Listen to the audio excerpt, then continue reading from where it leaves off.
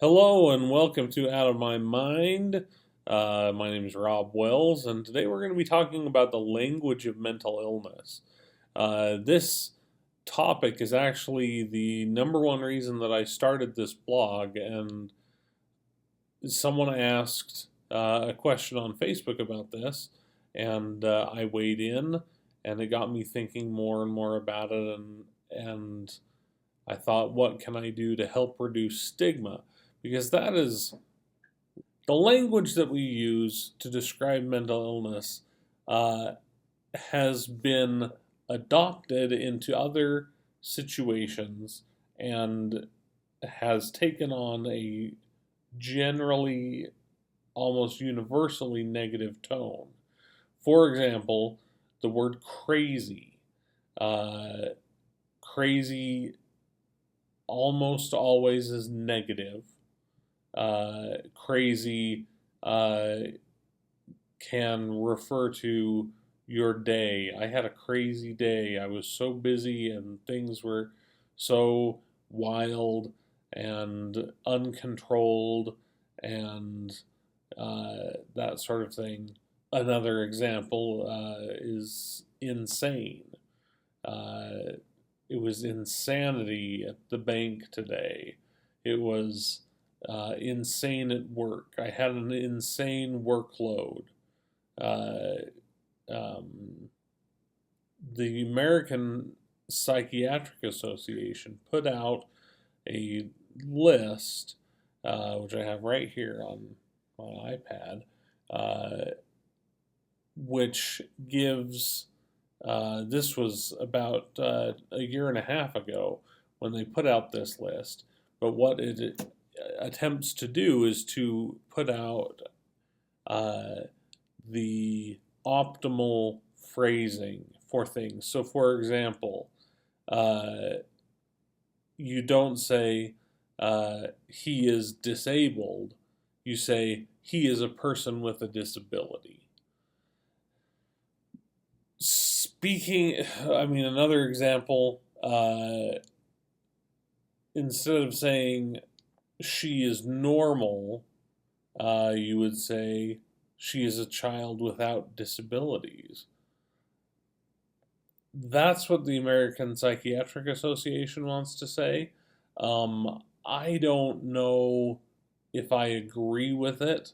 There are some things that I definitely don't agree with, and those are that one. Instead of saying she is normal, say she is a child with disabilities. Basically, that frames all discussions into a discussion with disabilities. Um, a word which I don't think is necessary unless you are a teacher, perhaps, and you are discussing children in your class and saying, well, I think that Tommy may have ADHD and we need to get him worked out. And someone says, well, what about Bill? And you say, oh, Bill, I think Bill is normal. That is a situation where I think the word normal uh, could be offensive, but then again, Bill is not there. If Bill is there, or if other children are present, uh, then I could see uh, referring to normal being a bad thing because then Tommy says, oh, I'm not normal. I'd like to take a little intermission to say, yes, this post, this video is going to get hammered on by the politically correct police, meaning the people who hate political correctness. This is not about being politically correct. This is about treating people with respect. Uh, And I think that we can do that uh, without damaging anyone. Let's go straight for the word that uh, everyone that is kind of underlying all of this. Uh, he is retarded. Retarded, almost nobody uses that anymore, or at least no one with any decency uses that word anymore. Retarded has become more than just a word that we use to describe the mentally incapacitated, the mentally disabled. Uh, it has instead come to be used for everything negative. So, what are some of the words that we use all the time that we shouldn't use all the time?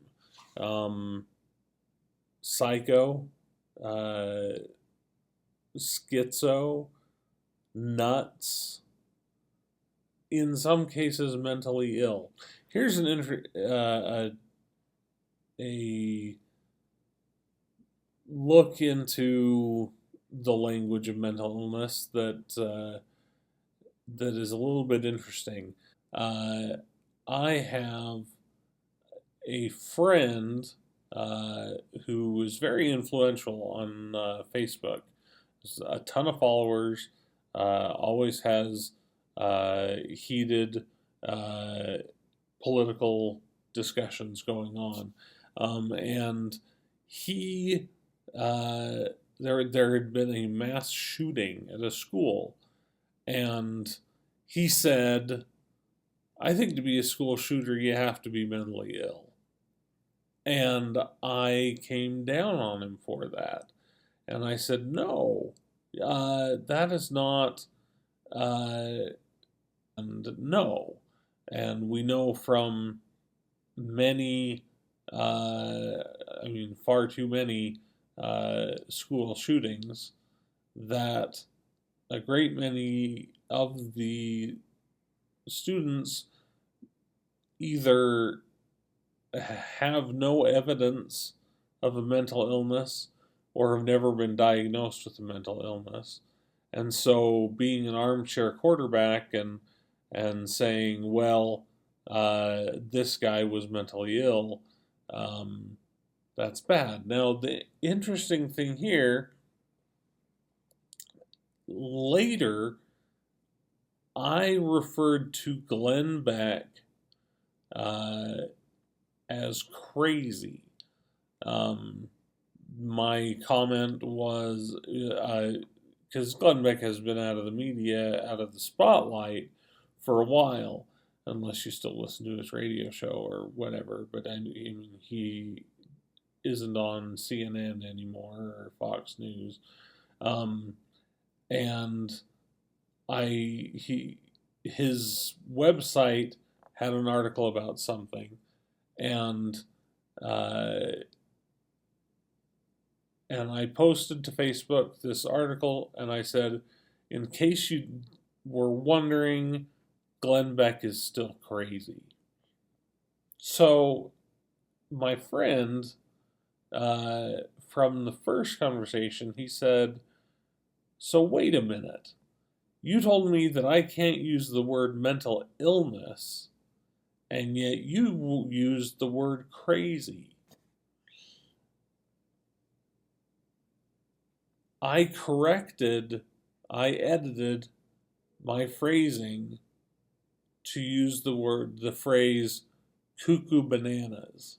And I don't know if that's better. I think that it's better. Uh, I don't know. And I think that that ultimately is is my takeaway from this whole video is that I don't know what's right. I don't know what is good. Um, was my friend right for saying that someone was mentally ill? I really think he was not. I think that that was out of line. Was I right for saying that Glenn Beck is crazy?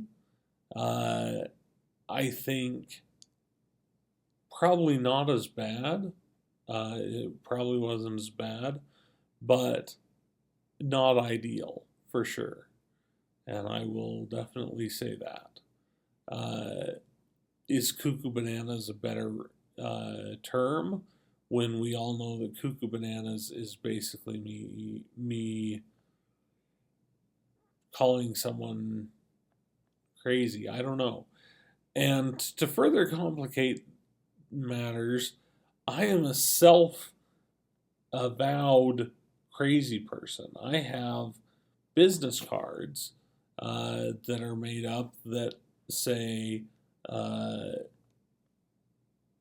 on one side, they have all my contact information, and on the other side, it says Robinson Wells, writer, speaker, crazy person.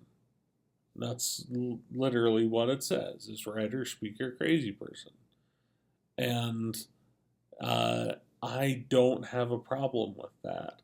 I feel like I can use that phrase. I don't want to get into the comparison of I can use this word because I I am somehow allowed to use the phrase crazy person because I've earned the right to use crazy person. I think that is what I'm doing. I think that that is definitely uh, the behavior that I am showing. Um, is that right? I don't know. I don't know if it's right or not. Um, there's I scratched my head open this morning because I'm a crazy person. I don't know. Um, I was reading this morning uh,